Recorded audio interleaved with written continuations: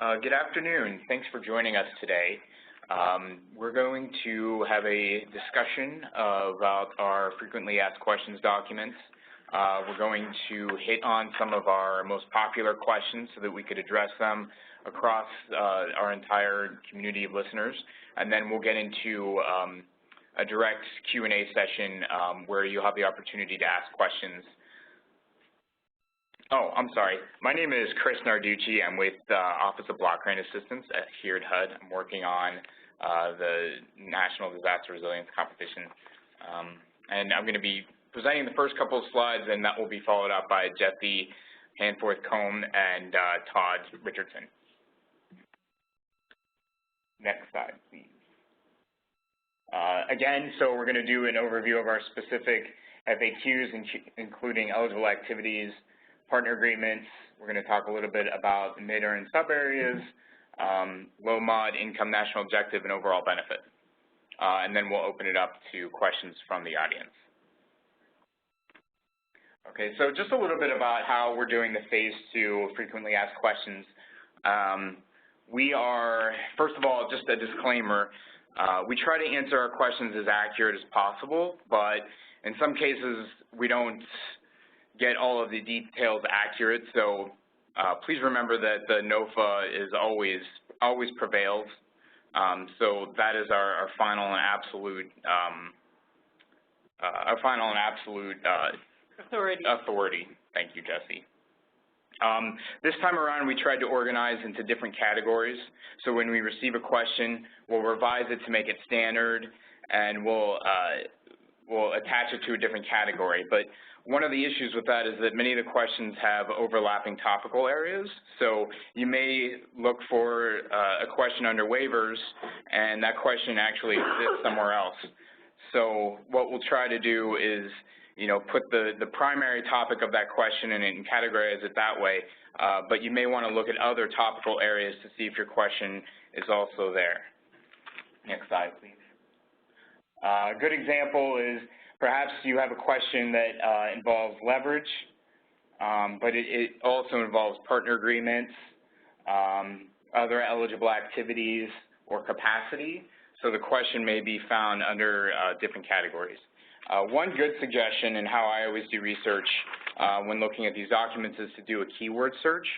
So if you open up the document and you're looking for a specific topical area, maybe type in the word using the Control F function and search for other questions throughout the document. That might help you locate information that is useful for you. So just to start with some of our more popular questions, the first would be related to eligible activities and CDBG requirements. So one question we received related to educational or planning programs, whether or not it would be eligible to fund a statewide program. I think what's important about this is that regardless of whether it's a planning or an activity, a planning activity or other activity, you have to remember that your NDRC funding can only be used to fund an activity that is connected to your previous qualified disaster, and that is an area defined by your MID-URN. So you would not be able to fund an activity that supports or benefits your entire state. You may use leverage funding to support a program that benefits the entire state, but only the NDR funding can be used to support your MID-URN area activities.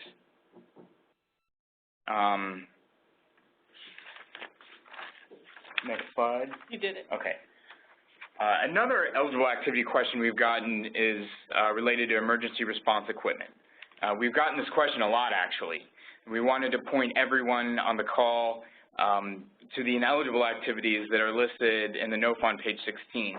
Projects or temporary measures and activities that fund response activities, equipment, and training, these are ineligible. And in most scenarios, these would be ineligible activities for this funding. You have to look back at your qualified disaster and think about what kind of resilience measures would have helped in that situation, but not emergency response. Jessie, you want to? Well, the sole exception really to this is if you have For example, an emergency place, maybe where you have 911 or forward staging or something, and the disaster itself damaged that in your mid-earn. If that's a damaged public facility and you can get a waiver for general conduct of government, or if there's some way to put it in as public service, there might be a way that would be eligible because it has straight-up tieback, but otherwise we've ruled out response activities and equipment, and they would just have an incredibly difficult time getting tieback anyway.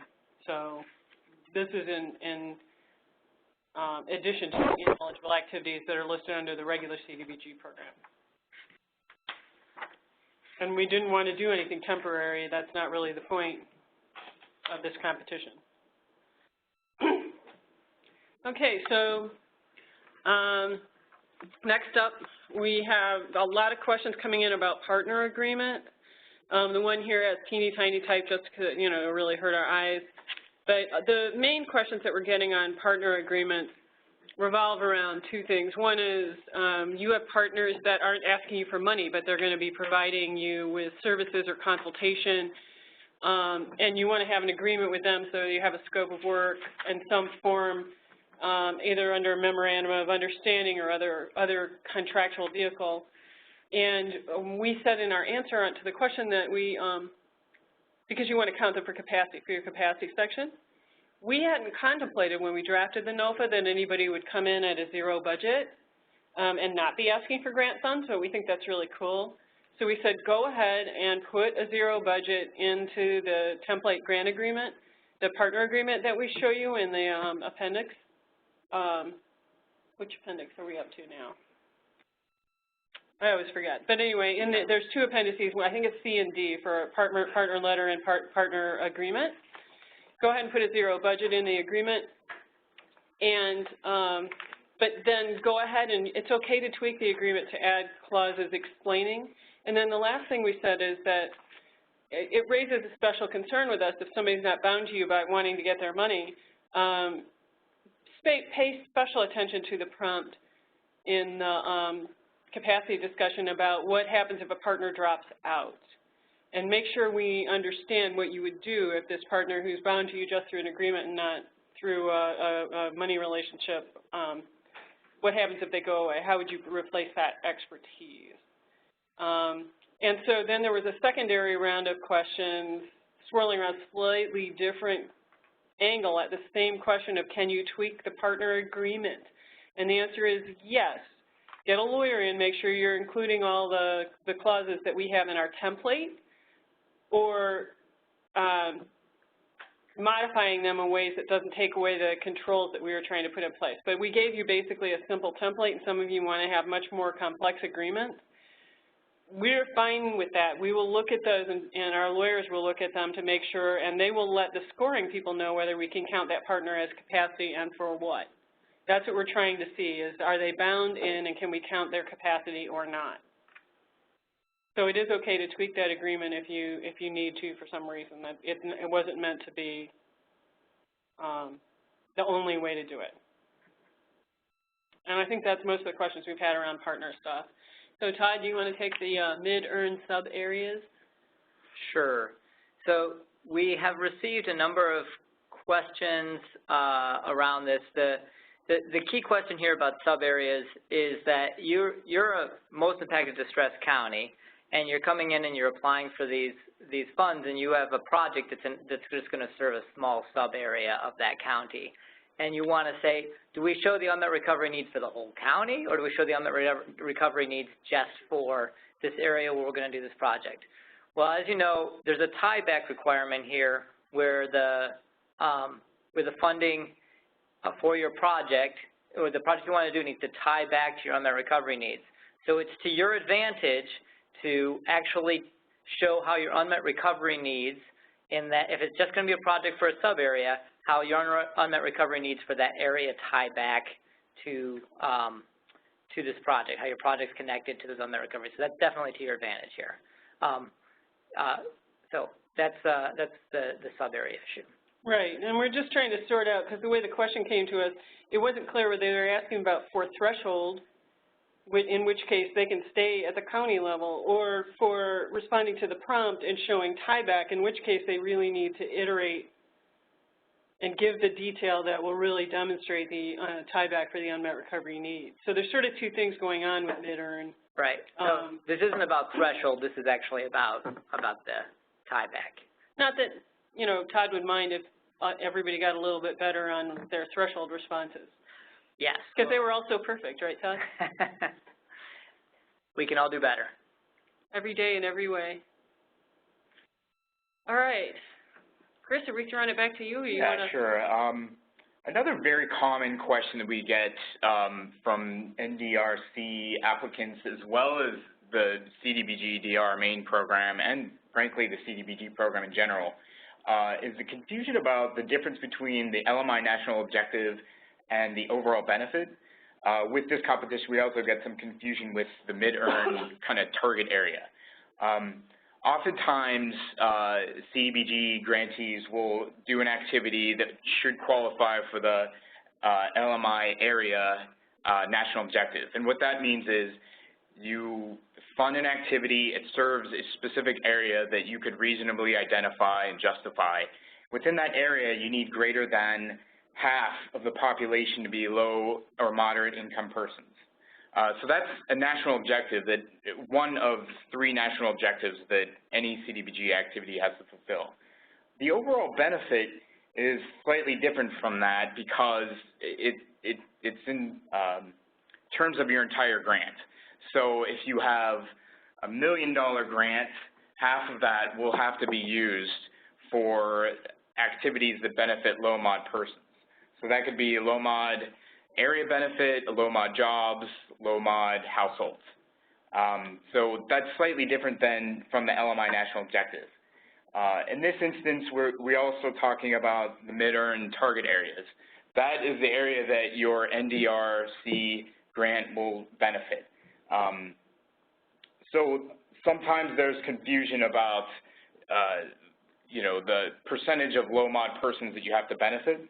And we encourage you to look at the CDBG regulations, the various guidance on how to fulfill national objective and how to meet your overall benefit in understanding the differences between those different areas. And you should probably note, this is Jessie again, that overall benefit in the entitlement regulations, the CDBG entitlement regulations, if you go to look it up, is sometimes also referred to as the primary objective of the Housing and Community Development Act. And so it actually, the header in the regulation actually says primary objective in a couple of places, and overall benefit in other places. But it's a funds test.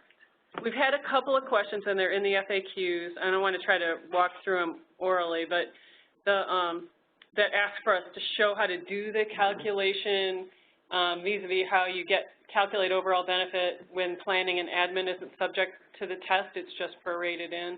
And we walk through that, and there's also places in the CDBG, regular CDBG guidance that walk people through that.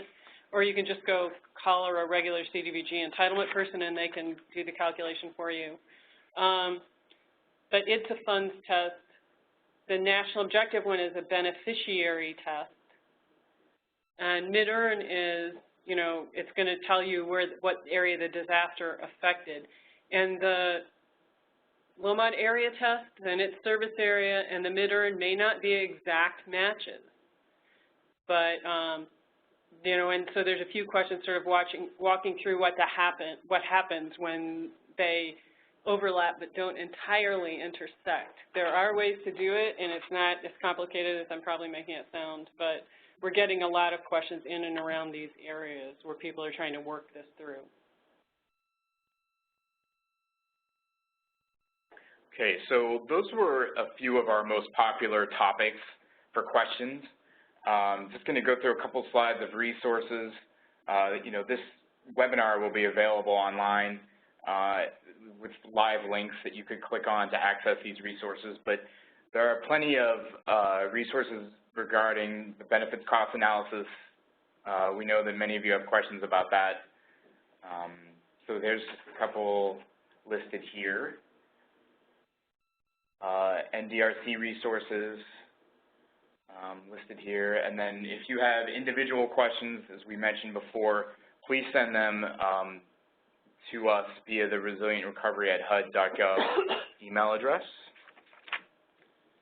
Okay, and we need to tell you, we're not doing a whole heck of a lot of planning for it, but if the government does shut down, that mailbox will shut down until we're back in business. We will try, I will do my darndest to get it completely clear in advance of the possibility of that happening, but you might want to sit down and think about your questions, and if you've been waiting to put them in so that we can try to clear that queue just in case of. Otherwise, we'll be walking with you all the way to the 27th of October. Okay, so we have some questions in the queue. What do we have? This is the main question, and then the other one was already answered. Okay, so can a not-for-profit partner include subcontractors in its partnership agreement, or must each subcontractor submit its own partnership agreement? The question revolves around the partnership agreement is a way that the applicant can show that the applicant has a partner or partners that increase the applicant's capacity to get something done. And there is, if you read the NOFA, the prompts put some premium on being able to get it done. If we hand you the money, you can start moving now, essentially, as soon as you get it. So what we're looking for is, I can't directly answer this. I wouldn't say that a subcontractor must submit a partnership agreement or not, but the partnership agreements aren't with a nonprofit. They are with the applicant. So does the applicant want to have a binding relationship with every one of those subcontractors or not? Is that the right way to set up your structure or not? And does the nonprofit bring enough capacity right out the gate? The exception we granted for single source only applies if there's a direct relationship with the applicant. We didn't push it down further. So for those of you in CDBG land who are familiar with Part 85 and Part 84, this is a Part 85 permission we granted. We did not reach further down the line.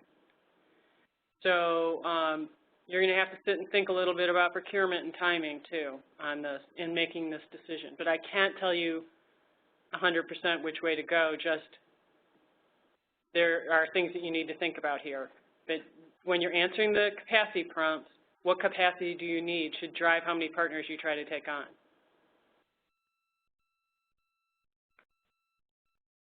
Todd, is there another one? Ah, there's another one. Okay. If you are, it's easier for me to read if you don't turn it blue. Is there a way to not do that?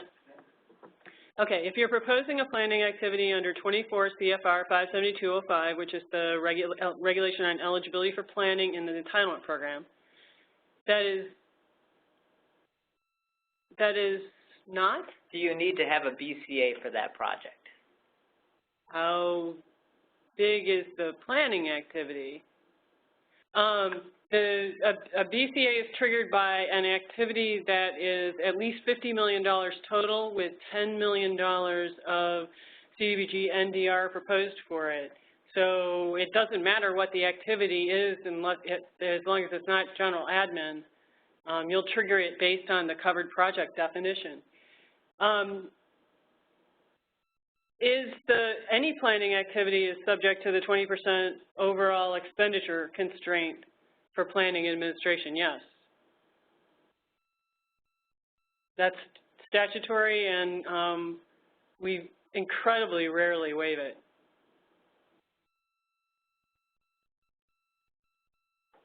We do not, the question is now, does the application have a budget template?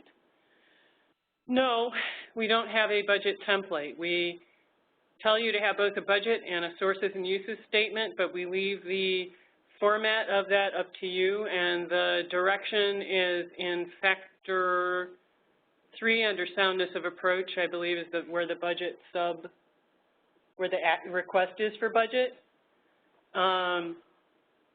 It's not a regulatory requirement in the in the CDBG program that budgets get submitted to us. And we also ask for the budget to be, I believe, at the DRGR level, like activity level. Take a look at the specific direction, but it's not a full-on line item budget. We aren't going to check how much you're using for phone calls and travel. We want to see what you think the activity is going to cost. We monitor after the fact on those kind of line items. You're responsible as a grantee should you get a grant for necessary and reasonable costs. Okay. Jessie, can we go into a practice session just for a minute, EJ? Sure.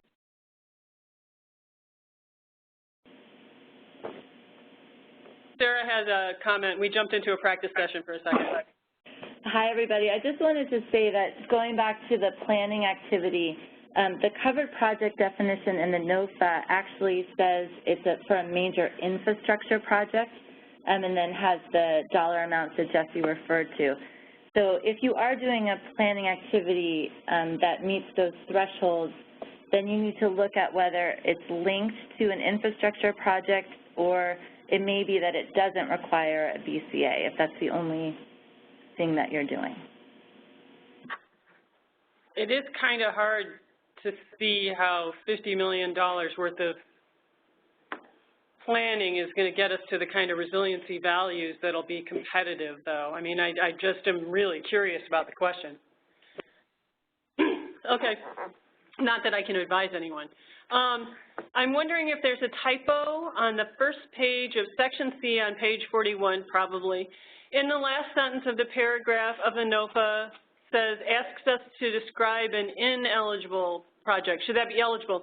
No, I think you're referring to the piece that is in the, what would be the most suitable eligible project, what would be the most suitable ineligible project to achieve your goals. We're trying to get you, that's the very first cut on trying to get you to make clear in your application and into citizens that some of these things can be paid for by this grant, some of them cannot, may not. And so I think you're actually, I don't have my NOFA in front of me with the page numbers on it. Todd has it. Yay. Where is it? Ineligible. Yes, we ask you first describe the eligible and then to describe the ineligible. So it says also describe which CDBG NDR ineligible is your optimal choice. So you may have some things, you may believe firmly that you need to do some response activities and equipment, and that's your optimal thing. If you don't have something ineligible, just note that you don't have something that would be optimal that's ineligible and pass on from there. But as flexible as we are, we can't fund everything. Maybe better operating and maintenance of your existing levies would be something, and we can't do operating and maintenance. So really dig in on thinking about, there's some things that you could do. It's ineligible for us to pay the cost for changing a law in your legislature. Maybe that's your optimal thing. So, okay. Did I hear correctly that the statewide programs do not qualify for NDRC funding, only mid-urn areas? Can you submit a statewide program which includes mid-urn areas?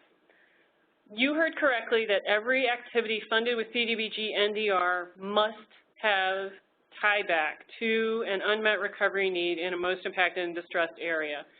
Nobody has a state that is completely mid-urn. So statewide programs are logically ineligible unless you use the CDBG NDR to pay for the mid-urn portion and other funds to pay for the remaining parts of the state. So yes, that's what we said.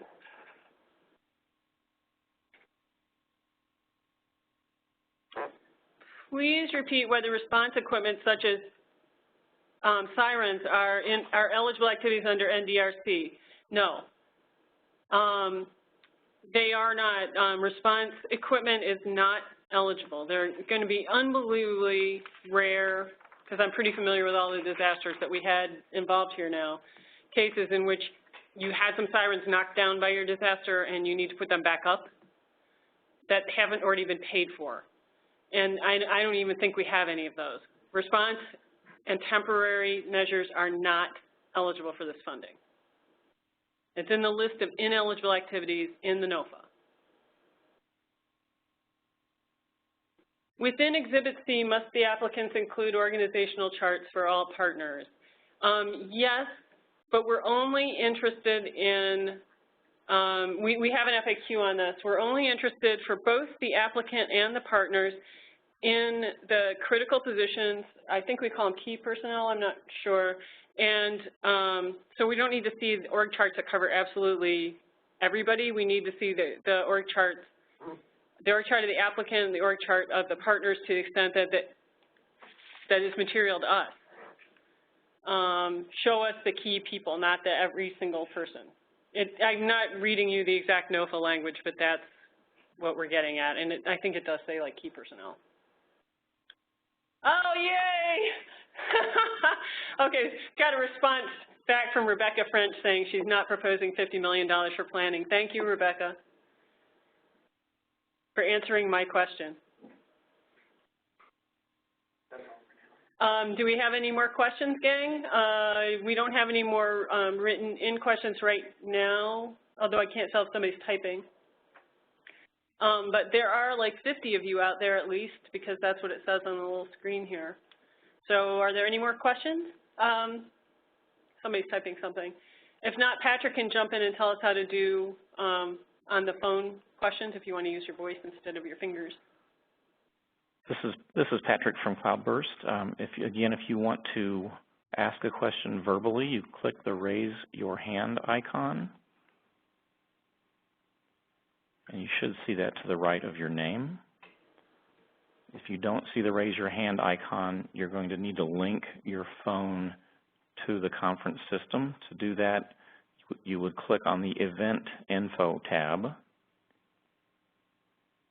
and then you would do pound attendee ID pound. It looks like most of them have managed to do it.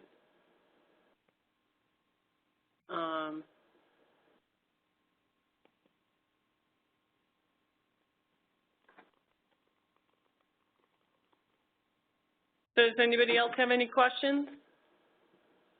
As I said, we're here. And then we've got Todd if you have any data questions. Oh, we got another one. Please clarify FAQ answer. Full-fledged consultation and planning costs may be part of either program admin or activity delivery costs, depending on whether those costs were incurred as part of the implementation of your specific NDRC project. We have a lot of guidance out there in the regular CDBG program and also as part of the neighborhood stabilization program. And I believe also for CDBG DR, there are notices out and memo guidance and trainings on how to determine whether a cost is an admin cost or a planning cost. So I'm not really going to go into what goes in general admin and what goes in planning because you can look that up on the HUD Exchange. In terms of what's planning and what's activity delivery, the easiest way to separate them in sort of your first cut, gross cut way is if they're site specific, they're probably activity delivery costs. If you've already picked a site and you're doing planning kind of things to determine what to do with that site, there's a really good chance you're already on the activity delivery cost side of the line. And if you are doing an area-wide plan or you are doing something that isn't site-specific, or if it's doing something that's like planning management and capacity building, that's less likely to be on the activity delivery side of the line. There are some costs that are going to end up being judgment calls for whether they're admin costs or planning costs, or if they've fallen on the activity delivery side of the line. In almost all cases, it's going to be to your benefit to push them over to the activity delivery cost side of the line just because of the way the caps work on these DR funds, with admin being 5%, essentially so low. And that's not a statutory piece that we're allowed to waive. So For full-fledged consultation, consultation is normally either admin, which informing your citizens about your program, or it's planning because it's some form of, you know, creating a plan and capacity building. There's another way it could be admin at a walk, and that is, of course, that applying for other federal programs, the cost of applying for federal programs is an eligible CDBG admin cost if you want to put it there. So you're going to have some choices on consultation.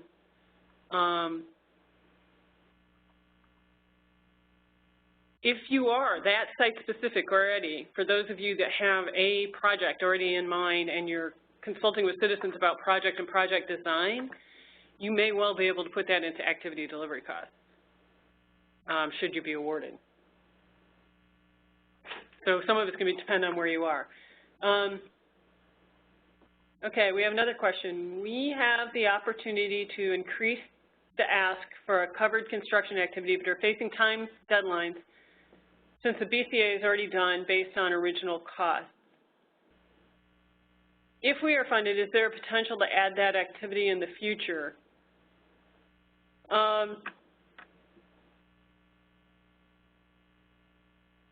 We won't have any, we're going to hand out all our money. So, I mean, if you're asking, are we going to have more money, there's no more money.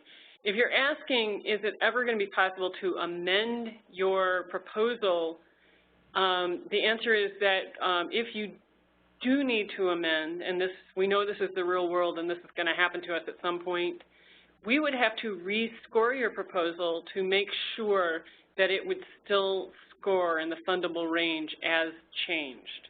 So it's not a small amount of work. It is theoretically possible. And we did have to do it for the Neighborhood Stabilization Program, and other competitions have had to deal with this. But it isn't something that we would want to do lightly, and it's certainly not something that we would promise ahead of time.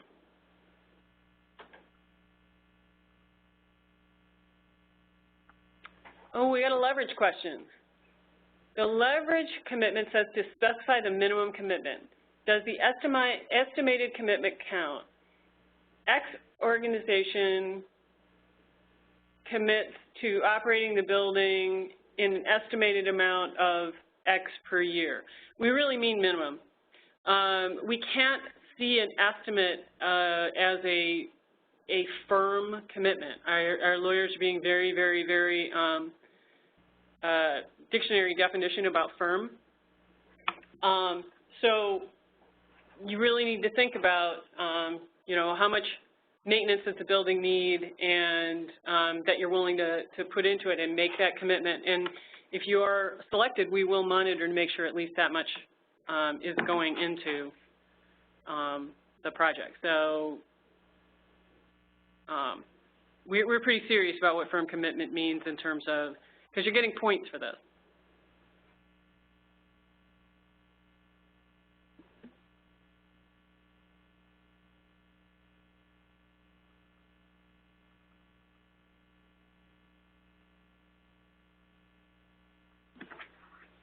Yeah, because you know, Todd and I took a quick sidebar there. So because we said we wouldn't pay for O&M with our money. We're a rifle shot. Okay, so those program administrative costs for capacity building are subject to 5% or 20% cap. We would like to propose a capacity building project, but I do not know how much funding we can propose for it. Because it's a CDBG, this gets even more complicated, because what would be the fun if we left this alone? If you have general administrative costs of running your grant, those are subject to the 5% cap. We allow also under that the cost of, you know, application costs for a grant program. Those are also general administrative costs for a CDBG program. The 20% cap is the sum of planning plus admin together across the grant as a whole. And there's a list at 570.205 in the entitlement regulations, 24 CFR 570.205, of all the different kinds of activities that CDBG considers to be planning activities, and there's quite a laundry list. It's not just area-wide plans and environmental studies. It also includes some planning, management, and capacity building activities, which can include some of your consultation. There's also a provision for capacity building for nonprofits that's in the CDBG regulations for the entitlement communities at 24 CFR 570.201Q, I think. Out there, P or Q. And it talks about capacity building for nonprofits to build their capacity to do something that meets a national objective. And that is possible to do, and that is not subject to the cap. The problem with that one is it's very hard to measure benefit off of. So I can't tell you how much funding that you can propose for this. We cannot waive the 5% general admin cap because it's in the supplemental appropriation itself, and it's considered bad manners to use your statutory waiver authority on the law that gives you the statutory waiver authority. The 20% cap is in a different law. It's theoretically waivable, but we've never come up against a situation where anybody's ever asked us to waive it, because CDBG is primarily a construction program by nature, and CDBG DR has, in all but a very few places, also taken on that character. So that's a really hard one. It's kind of asking for advice. I can't answer the question any more than that. Do the project configurations for scaling, scoping, need to have their own separate calculation of the benefit-cost ratio? Sara, this is going to be you. If so, how would that be submitted? As a separate workbook, a tab in the BCA, just a sec, let me finish reading the question. As a separate workbook, a tab in the BCA workbook, or discussed in the narrative with a table in it? So this is Sara. The answer to the first part of the question is yes. And the answer to the second part of the question is that it's up to you. So if you can use the same narrative description and you just want to put a tab or submit a separate calculation for the BCA calculation, that would be fine. We've also, and this is in some of the FAQs already, this question has come up, and we have said that you could submit let's say you have 3 phases, you could submit 3 narrative descriptions. You would then get 3 supplemental pages of hard to quantify costs and benefits, and you could do a separate BCA calculation. So it's really what makes sense to you and how you'd like to submit this.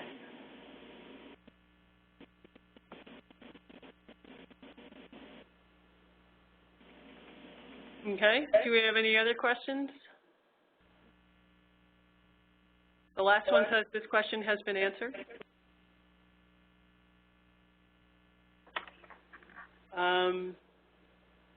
Okay, well, we're waiting for somebody to type in something new for us. Do we have any other thoughts that we need to remind people of? We did get asked one question that hasn't made it to the FAQs yet that I thought was a good one, and that was a question from an environmental review person who wanted to know, what is this with making firm commitments in the partner agreement before the NEPA review is finished, and it hinges on an interesting legal point that until you submit your application, you haven't hit the stopping point for making commitments. So NEPA isn't applying yet. NEPA starts applying when your application is submitted to HUD. So from that point on, you shouldn't make any more commitments that could potentially have environmental, what do they call it? Choice limiting actions. Choice limiting actions until you hear one way or another whether you've gotten selected for award or not. So, but right up to that point where you submit to us, you can still enter into firm commitments and firm partner agreements. You live and learn. I learned that one today. I'd wondered why our lawyers had constructed it that way myself, but hadn't asked. So we'll be working on getting out another batch of FAQs, definitely in advance of any possible shutdown. Chris is working like a crazed squirrel on that. Do we have any other questions from the assembled 50 some odd of you?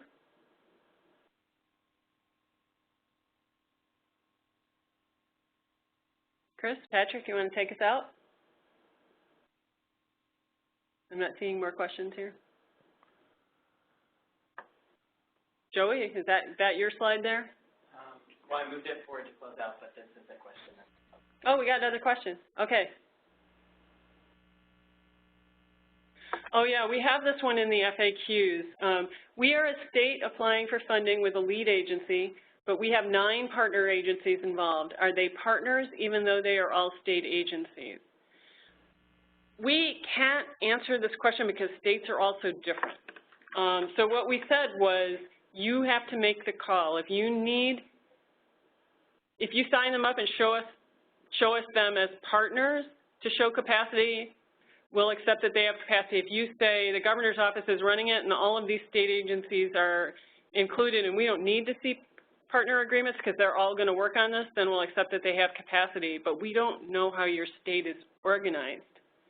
So you're going to have to figure out for yourself what do you need to assert that all those agencies are part of the proposal and part of your capacity.